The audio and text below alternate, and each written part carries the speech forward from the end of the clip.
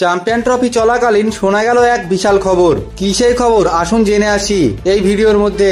তার আগে বন্ধুরা, কোন টিমকে চ্যাম্পিয়ন ট্রফিতে চ্যাম্পিয়ন হতে দেখতে চান তা অবশ্যই কমেন্ট করে জানাবেন। টিম ইংল্যান্ড আফগানিস্তানের সঙ্গে হারার পর জস বাটলার ইংল্যান্ড টিমের হয়ে অধিনায়কত্ব করবেন না, তিনি ক্যাপ্টেন্সি ছেড়ে দিচ্ছেন। এটা ইংল্যান্ডের জন্য বড় ধাক্কা হতে চলেছে।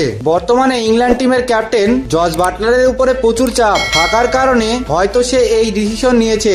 অস্ট্রেলিয়ার সঙ্গে প্রথমে 351 রান করার পরেও জস বাটলারের ক্যাপ্টেন্সিতে সেই ম্যাচটি হেরে যায়। পরবর্তী ম্যাচ আফগানিস্তানের সঙ্গে 8 রানে হেরে যায়। আর ওই হারের পরে জস বাটলার প্রচুর ভেঙে পড়ে, কেননা জস বাটলারের টিম চ্যাম্পিয়ন ট্রফি 2025 থেকে বার হয়ে যায়। জস বাটলার বলল, আমি ইংল্যান্ড টিমের ক্যাপ্টেন্সি ছেড়ে দিচ্ছি, এটা আমারও আমার টিমের জন্য ভালো ডিসিশন। আমি মনে করি আমার জায়গায় অন্য কেউ এসে ব্রেন্ডন ম্যাককালামের সঙ্গে আমাদের টিমকে আমাদের যে জায়গায় থাকার দরকার সেই জায়গায় নিয়ে যাবে। শুধু চ্যাম্পিয়ন ট্রফিতেই না, ইংল্যান্ড টিম ভারতের সঙ্গেও 3-0 হারে, যার পর থেকে জস বাটলারের উপরে তার ক্যাপ্টেন্সি নিয়ে নানান প্রশ্ন ঘুরপাক খাচ্ছিল। জস বাটলার সাউথ আফ্রিকার সঙ্গে যখন খেলবেন সেটি তার ক্যাপ্টেন হয়ে খেলা লাস্ট ম্যাচ হবে। আমি আপনাদেরকে বলে দিই, জস বাটলারের ক্যাপ্টেন্সিতেই ইংল্যান্ড টিম টি20 চ্যাম্পিয়ন হয়েছিল। 2022 বিশ্বকাপ ফাইনালে যখন তারা পাকিস্তানকে হারায় তখন জস বাটলারই ছিল টিমের অধিনায়ক। জস বাটলারই ইংল্যান্ড টিমকে ওয়ার্ল্ড চ্যাম্পিয়ন বানায়। তো বন্ধুরা, জস বাটলারের ক্যাপ্টেন্সি ছেড়ে দেওয়া নিয়ে